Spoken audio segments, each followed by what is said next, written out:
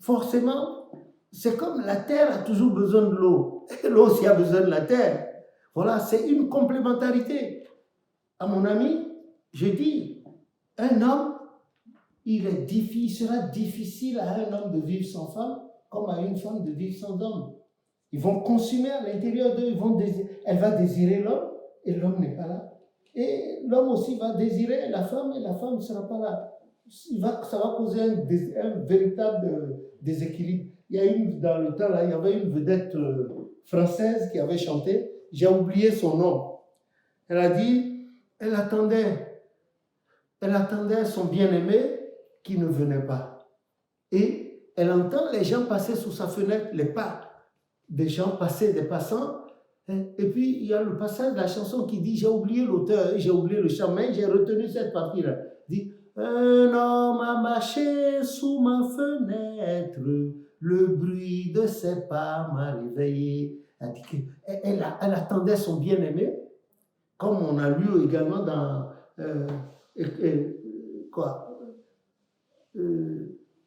après Ecclésiaste, Cantique des Cantiques. Elle disait, oui, où est-elle, mon bien-aimé, la Sunamite? Voilà, même chose. C'est ça. C'est Dieu qui a fait sa chose comme ça. Maintenant, il y a ceux qu'on appelle les eunuques, c'est-à-dire ceux dont les sexes ne battent pas. Ils peuvent désirer la femme à l'intérieur d'eux, à l'intérieur de leur cœur ou bien dans leur chair, mais que le sexe ne réponde pas. Et c'est difficile aujourd'hui qu'une femme accepte d'épouser un homme qui ne puisse pas lui donner la satisfaction sexuelle. C'est très difficile. Et il y a eu aussi des phénomènes comme ça au niveau des femmes. Il y a des femmes dont l'entrée du vagin était fermée hermétiquement due à une malformation naturelle ou bien à une déformation naturelle ou bien due à la sorcellerie, en tout cas ou à un envoûtement. Il y a plein de femmes comme ça qui sont là et qui ne peuvent pas recevoir d'hommes. Elles peuvent faire leur toilette, mais aucun homme ne peut les traverser. Il y a aussi des hommes qui ne battent pas. Maintenant, il y a le phénomène social. Il y a des femmes qui sont tellement jalouses et qui peuvent envoûter leur mari. Dans le cas où le mari sortirait pour aller au dehors, il peut être nu devant la femme, une autre femme, la femme nue devant lui, mais son sexe ne va pas répondre.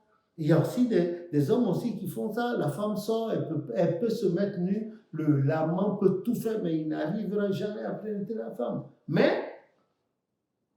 pour éviter de s'imaginer des trucs, de s'empoisonner la mémoire, parce que c'est s'empoisonner, se déséquilibrer psychologiquement, psychiquement et moralement, que de penser à la femme, de fantasmer la femme aussi. Voilà, et c'est ce qui a conduit aujourd'hui à ce qu'on appelle la masturbation. La masturbation, un partenaire imaginaire, une partenaire imaginaire, et l'esprit de la masturbation s'installe. Et dès lors que l'esprit de masturbation s'installe, le jour où cet homme-là a eu une femme, il devient égoïste, il ne peut pas, et lui, il va vers la femme en pensant à ce qu'il fait imaginairement, la femme aussi de son côté. Et il y a certains hommes qui savent et qui se détachent de leur femme. Il y a comme certaines femmes aussi qui remarquent ça et qui se détachent de leur mari.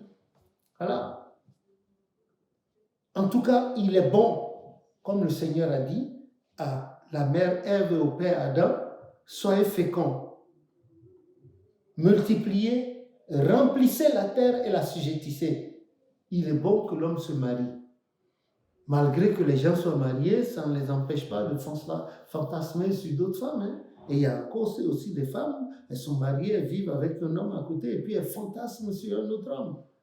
Les hommes fantasment sur d'autres femmes. Tout ça, c'est des esprits. Mais que Dieu combatte pour nous et nous en délivre. Et nous en délivrer. Voilà. Avec ça seulement, nous allons passer là-dessus.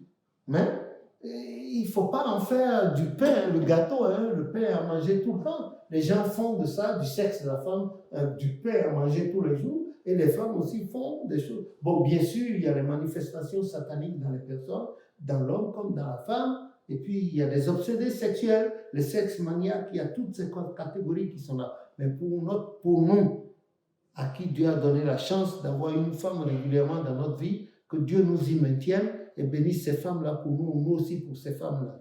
Et à votre tour, quand vous serez mariés, que Dieu, dans sa miséricorde, vous donne une femme avec laquelle vous allez partager vos points de vue et qui va aussi partager son point de vue avec vous. Vous allez vous entendre et les choses vont marcher. Non pas en lui donnant des coups de poing, en le traitant de n'importe quoi, en lui criant là-dessus, en reprenant de façon verte. Non, c'est pas bon.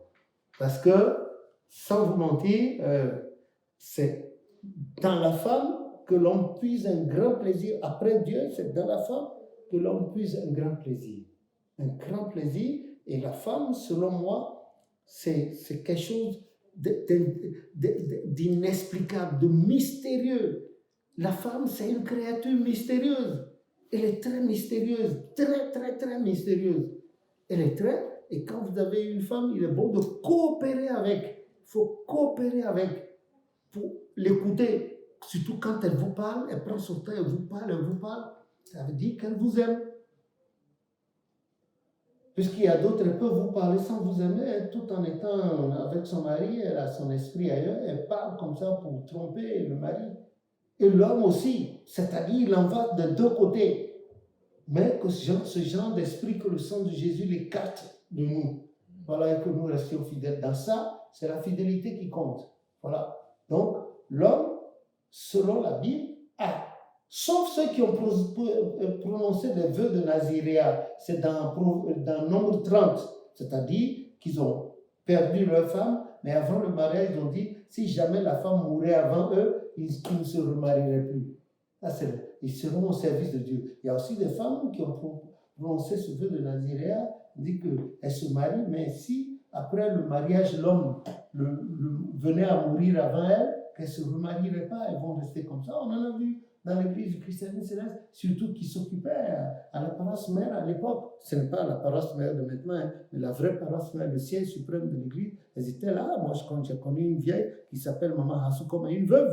Elle était à la paroisse, s'occupait de la propriété, les malades, elle est restée là. Et il y a eu des prophéties de succession du prophète Oshofa par sa bouche. Et ensuite, Maman Rom Djoko, qui faisait une espèce de boisson traditionnelle à partir du gingembre et puis d'autres épices, et qui était très bien, elle aussi. Elle a prophétisé elle a eu une prophétie concernant la succession du prophète Oshofa. C'est des femmes qui sont mortes, des femmes vertueuses, mais personne n'en parle. Mais Dieu m'a donné de dire un mot sur ces femmes-là dans les livres que le Seigneur Jésus-Christ m'a permis de... On ne doit pas les oublier. Dans les livres que le Seigneur Jésus-Christ m'a permis d'écrire. Il y a encore eu d'autres comme ça. Il y a les moments où il y a des femmes qui sont restées, une très forte visionnaire qui est restée comme ça le reste de sa vie. Je crois que quand son mari est mort, elle est restée comme ça tout le temps. Voilà. Et papa, alors, que conseillerais-tu aux femmes, en particulier de l'église du christianisme céleste, qui recherchent un homme dans leur vie? Que conseils qui sont au désespoir? Qui sont désespérées, parce qu'elles n'ont pas un homme régulièrement dans leur vie. Tu as quelque chose à dire là-dessus? Alléluia. Alléluia. Monsieur le Dimancier Richard. C'est vrai que un homme, lorsqu'il devient adulte, d'une façon naturelle, a besoin d'une femme. De même qu'une femme, lorsqu'elle devient adulte, a besoin d'un homme. Mais dans l'Église, d'après les recherches que nous avons eu à faire, on ne se marie pas au hasard. Avant de se marier, lorsqu'on rencontre quelqu'un pour lequel, ou bien pour laquelle, ou quelqu'une pour laquelle notre cœur bat, certes, on a vu la carapace, c'est-à-dire on a vu l'aspect physique de la personne. Mais le cœur de cette personne-là nous est totalement étranger. Seul Dieu en connaît la mouvance, la profondeur. Parce que, voyez-vous, on peut s'unir avec quelqu'un et cette personne peut nous faussement, quoi. Voilà. Hypocritement. Et on ne sait pas parce que chacun de nous dégage quelque chose. Il y a des unions. On peut rencontrer quelqu'un, au lieu que cette personne t'apporte du bonheur, ça peut t'apporter d'autres choses.